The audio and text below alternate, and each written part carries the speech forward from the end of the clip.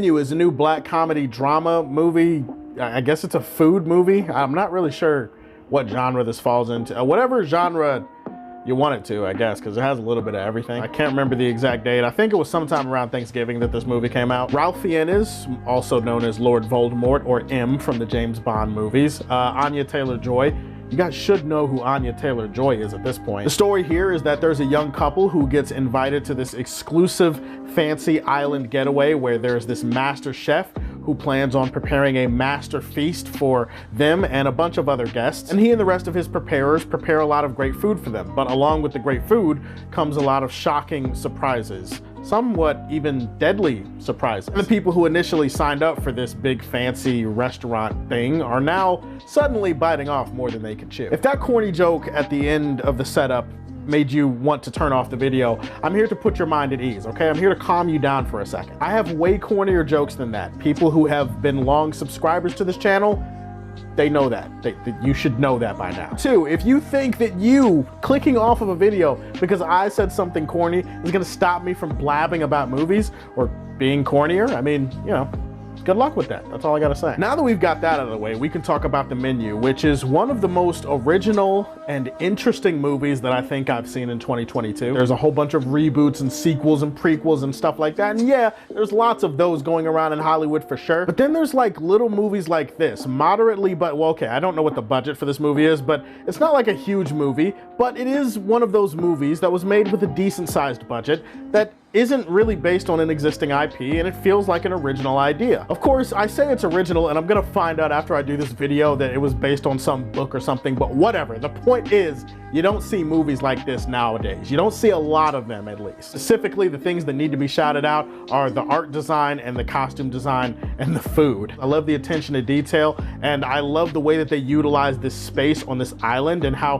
most of the movie takes place in a single room, and yet there's so many interesting, fascinating details about that room and about the kitchen that is accompanied next to it. They make the best use of the space that they have. I appreciated that. I also love the costume design and the outfits and everything like that was on point. Some of the food that they show in this movie, yeah, like initially I'm like, that doesn't even look appetizing. Like, why would you serve me that? Then like a couple of minutes later, I'm like, holy shit, why am I not eating this? Why wasn't I an extra in this movie? Like, I could have been in this movie. I could have volunteered to eat some of this food, you know, just to make sure it's safe for the actors. So in terms of presentation, and this is a movie that has a lot to say about presentation and about art and stuff like that, I thought that those key areas were definitely delivering on a high mark here. The movie does have some legitimately funny moments. There's a character in here who I'm not gonna spoil who it is. They're like the closest thing to a psychopath that I've ever seen in a movie like this, but it's really entertaining the way that they react or don't react to certain situations that happen. It's a lot of that type of humor in the movie where characters are reacting to something outrageous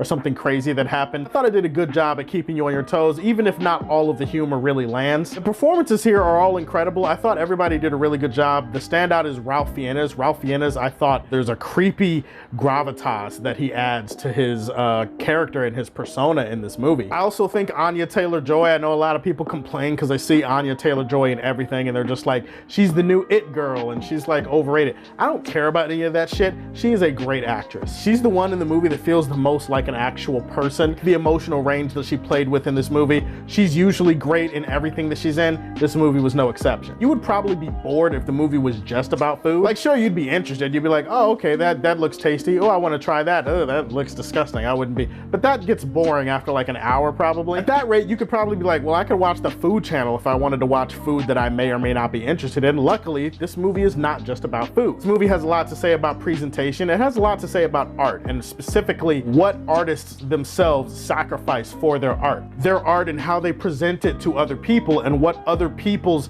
opinions and thoughts about their art, how that could impact them. An intriguing cocktail of comedy, and it's got some dark, violent moments that you wouldn't even expect in a movie like this. But it also has something a little bit deeper under the surface, deep in the ingredients that it's trying to say. And yes, I'm Gonna continue to use food puns throughout this review because why wouldn't I? No, I'm just kidding. I don't have any more food puns. I'm a little bit full anyways. Even though I really enjoyed this movie, it did falter a little bit. You know, not everything tasted that good going down. Some of the humor works, some of the humor doesn't. And I could tell that there are some scenes that they intended to be really hilarious and I wasn't sure whether to laugh or not, and it was kind of awkward. I do feel like while I'm satisfied with where the movie ended up, as far as like the characters in the movie, I feel like we could have gotten a little bit more from them. Some of the characters in the movie act like real people, some of them don't act like real people, and I feel like we could have gotten a better, more well-rounded view of these people and why they are the way that they are. I thought some of the reasons for why the chef was doing some of what he was doing could have been a little bit better explained in the movie and could have had more justification behind why certain things were happening. Besides all of that, I thought that this movie really spoke to my taste in movies. All right, that's the last one, I swear. The Menu was a really fun, entertaining, surprisingly dark black comedy. I am going to leave this one in the Silver Age for Man of Steel. Those are my thoughts on The Menu. Have you seen it? What did you think about it? Give me your thoughts and opinions on the film in the comment section down below. Or just tell me what your favorite food is. We could talk about food. We're open to talking about food on this channel. This could be a movie review and a food channel. Tell me what you think about that. Well, please like and subscribe to the Superfan Show. And if you like what you see, tell me how you feel. And stay tuned to hear more from the Man of Steel. Peace.